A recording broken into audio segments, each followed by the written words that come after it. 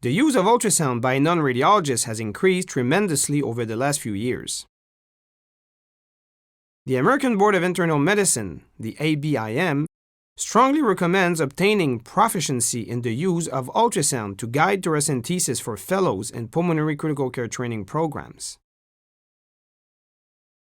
Likewise, the American College of Surgeons, the American College of Emergency Physicians, and the Royal College of Radiologists have all issued statements regarding the incorporation of ultrasound in the care of patients with pleural effusions.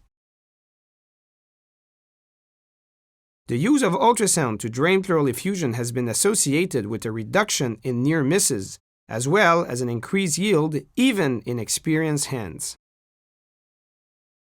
Other important advantages of using ultrasound for the evaluation of pleural effusions are that ultrasound is more sensitive than chest radiography for the detection of pleural fluid.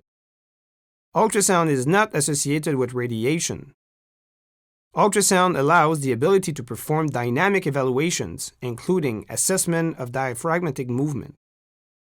Ultrasound can be performed at the bedside, avoiding the potential risks associated with moving the patient from the ICU to the radiology suite.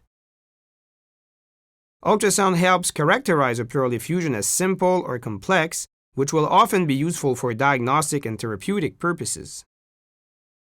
Ultrasound will help differentiate pleural effusions from pleural thickening. And finally, ultrasound acts as an excellent teaching tool to reinforce the physical examination of residents and medical students.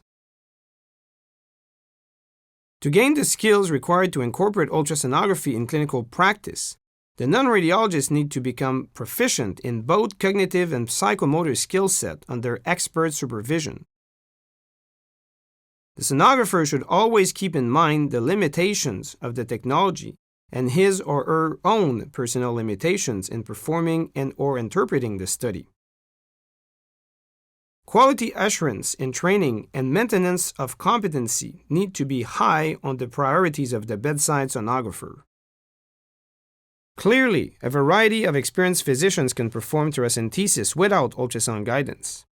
However, the use of ultrasound for assessing the pleural space for effusion and to assist for thoracentesis is a relatively easy learned procedure with a short learning curve, and as its use has been associated with a reduction in complication and an improvement in success rate, chest physicians and intensivists need to embrace this technology, which is quickly becoming the standard of care for procedural guidance.